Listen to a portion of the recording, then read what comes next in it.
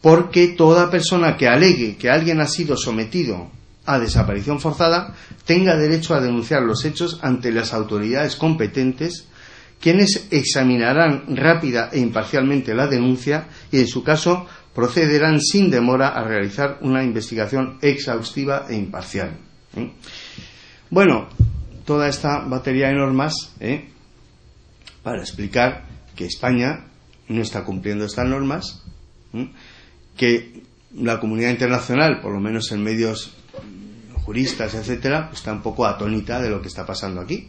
Hemos ido dando lecciones por ahí a Latinoamérica de cómo se hace esto, y resulta que, claro, ya jueces como Garzón y otros jueces que han ido a Guatemala y otros procesos para asesorar técnicamente en cuestiones jurídicas, en cuestiones forenses, etcétera, etcétera, claro, es muy incómodo que vayas a un país a asesorar y te diga, oye, ¿y en el tuyo qué pasa? Es bastante incómodo, ¿no?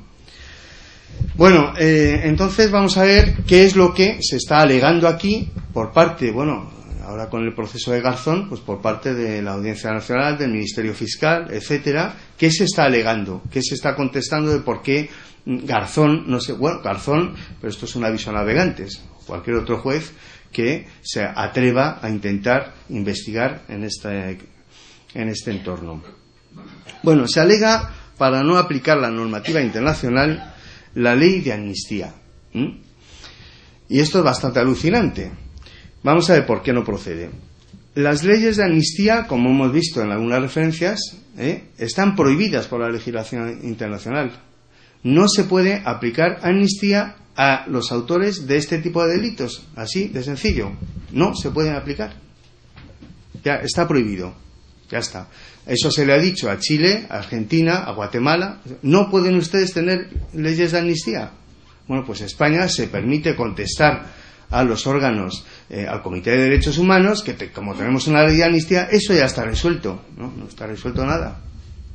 Bueno, la ley de amnistía es para delitos políticos, pero es que lo pone la propia ley, es para delitos políticos. Los crímenes de lesa humanidad y los crímenes de guerra no son delitos políticos, no lo son, aunque tampoco por ahí. La propia ley de amnistía, además, dice, artículo 1c, admite como amnistiables delitos de intencionalidad política cometidos hasta tal, siempre que no hayan supuesto violencia grave contra la vida o la integridad de las personas. Si es que la misma ley lo dice. Es decir, están amnistiados los delitos políticos cuando no ha habido violencia, cuando no ha habido víctimas, etcétera. O sea, ni siquiera defendiendo la ley de amnistía, ni siquiera con eso, se pueden exculpar este tipo de delitos. Bueno, otra vuelta de tuerca. La ley de amnistía, en el caso de aplicar una amnistía, dice la propia ley que será en sede judicial, lo tendrá que decir un juez. Habrá un proceso y un juez dirá, aquí es aplicable la ley de amnistía, porque hemos visto los hechos y esto se encuadra dentro de esta legislación. Es decir, lo dice la propia ley. Es un juez con audiencia del fiscal quien tiene que decir si en un caso procede a amnistía o no. O sea, esa amnistía generalizada es que ni siquiera la propia ley de amnistía la permite. Entonces es bastante alucinante la batería de argumentos exculpatorios que vemos manejar, bueno, por la derecha lógicamente, pero ya por parte de la izquierda también. Bueno, la ley de la memoria histórica. La ley de la memoria histórica, que también se dice, bueno, como la ley de la memoria histórica está aquí ya, ha resuelto los problemas, ¿no? La ley de la memoria histórica es un reconocimiento muy tibio y para nada se ajusta a las obligaciones que tiene el Estado desde los estándares de la legislación internacional. En absoluto se ajusta. Es un reconocimiento simbólico, está bien, pero vamos. En todo caso, no puede ser esgrimida porque dice en dos de los artículos, en una disposición adicional y en un artículo, que la ley es compatible con cualquier otro tipo de procedimiento judicial o con cualquier cosa que la víctima quiera hacer. Es decir, si va a un juez, no le puede decir al juez, no, si ya tiene usted la ley de memoria histórica, no. O sea, no puede impedir un proceso judicial la ley de memoria histórica. Tiene algunas medidas, ayudas para las asociaciones, el reconocimiento ese moral, pero bueno, ni anula sentencias que eran ilegales, es una ley absolutamente paniaguada que no responde en absoluto a las necesidades que lleva este tipo de... Bueno,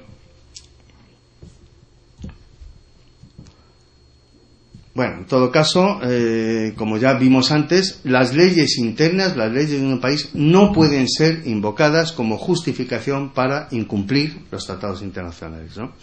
Con respecto a la prescriptibilidad de los hechos, otro argumento, los hechos han prescrito. Eso es intentar conducir este tipo de hechos que no son delitos comunes, lo que estamos viendo, y además por parte de jueces, es un asesinato ha prescrito. No, los crímenes de lesa humanidad no prescriben. Un asesinato puntual, yo me cargo a mi vecino, no se entera nadie, dentro de 40 años no me pueden coger. Pero si es un plan sistemático contra un colectivo, eso es un crimen de lesa humanidad, no prescribe nunca, y se ha acabado. Bueno,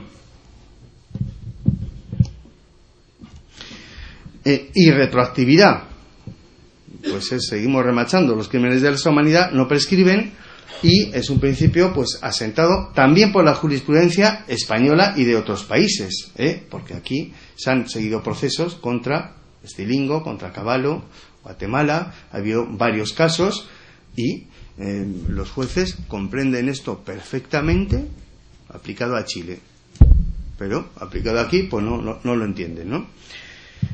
Gran parte de los jueces, hay jueces que no comparten esos mismos criterios. Bueno, aquí hay un cuadro comparativo que he sacado de una compañera que tenía un buen PowerPoint también, una compañera del equipo jurídico de Amnistía, que es donde estoy aprendiendo yo este tipo de cosas.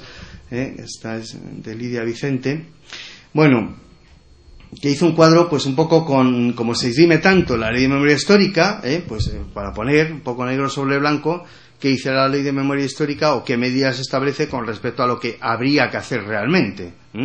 Bueno, con respecto al derecho a la justicia, pues la ley de memoria histórica no reconoce la desaparición forzada u otras violaciones de los derechos humanos.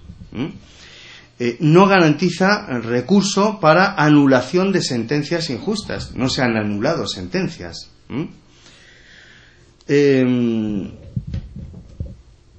Bueno, en todo caso, como efectivamente la ley no niega que se pueda, no puede impedir que una víctima o familiar de una víctima ejerza o impulse cualquier procedimiento judicial, pues tampoco hay problema.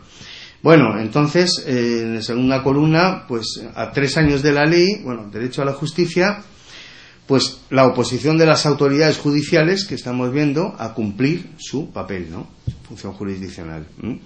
Y las víctimas, pues se les está, o las familiares de las víctimas, que son consideradas víctimas también, evidentemente, aunque no al mismo grado, bueno, pues que tenemos un peregrinaje a través de juzgados, de asociaciones, de la administración, pues absolutamente impresentable, ¿no? ¿Qué dice el derecho internacional? Lo hemos visto, en esta columna lo refleja esta compañera, la desaparición forzada, tortura, etcétera, constituyen crímenes que no se pueden exculpar ni se pueden tratar así, y que no puede tener un Estado mecanismos de impunidad. Decía al principio que España se convirtió en punta de lanza hace 10 o 12 años con el caso Pinochet, incorporando y aceptando casos como Guatemala, el Tíbet, etcétera, etcétera. Pero vamos marcha atrás. Primero, con los casos nuestros no se está aplicando esta legislación. Y segundo, el año pasado pues se hizo una modificación legislativa, además de una manera bastante impresentable, porque se reformó la Ley Orgánica del Poder Judicial, que en el artículo 23.4 es el que ha permitido iniciar estas acciones en Tíbet, Guatemala, en el caso Estilingo, etcétera, etcétera. Entonces se recortó se modifica la redacción para decir que solamente en el caso de que la víctima de la violación sea española o haya una conexión importante, realmente es impresentable, ¿no? Bueno, ya vimos cómo Israel y cómo Estados Unidos agradeció a Moratinos la modificación de la ley. Evidentemente se trataba de impunidad para esos casos, Pero vamos, que no hace falta irnos fuera porque tenemos impunidad aquí en España y ahora estamos siendo ya una referencia como modelo de impunidad, en vez de como modelo de justicia universal que se había empezado a impulsar bastante modéricamente, pues estamos viendo que estamos dando lecciones de cómo hay que perfeccionar los mecanismos de impunidad. Bueno, otra pantallazo aquí. El derecho a la verdad, pues condena el franquismo. Colaboración de las administraciones públicas para facilitar la localización y la identificación es lo que está haciendo la ley de memoria, es decir, ayudando a, no tomando en sus manos la responsabilidad. Bueno, cuando la legislación internacional, pues hemos visto, no hace falta remachar esto más, yo creo. En cuanto al derecho a la reparación, pues hay un reconocimiento personal, que es algo moral, simbólico. Bueno, no está mal, pero es que no es eso. Entonces, lo que dice el derecho internacional es reconocer la responsabilidad del Estado y realmente obtener medidas reparadoras, pero eficaces, no una palmadita en el hombro, ¿no? Y ya, última pantalla.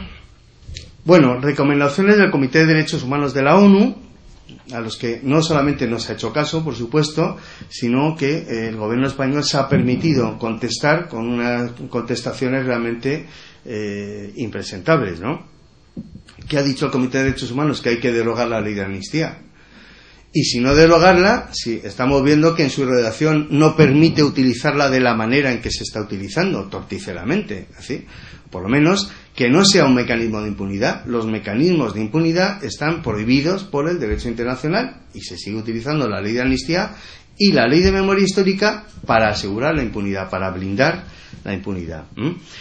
Bueno, garantizar el reconocimiento de la imprescriptibilidad de los crímenes de lesa humanidad, es decir, que hay que garantizar eso. No hay ningún mecanismo ni se le espera, como dice la frase famosa. La creación de una comisión de expertos, bueno, las comisiones de la verdad en procesos de lo que se llama justicia transicional, cuando se ha pasado una dictadura a una democracia.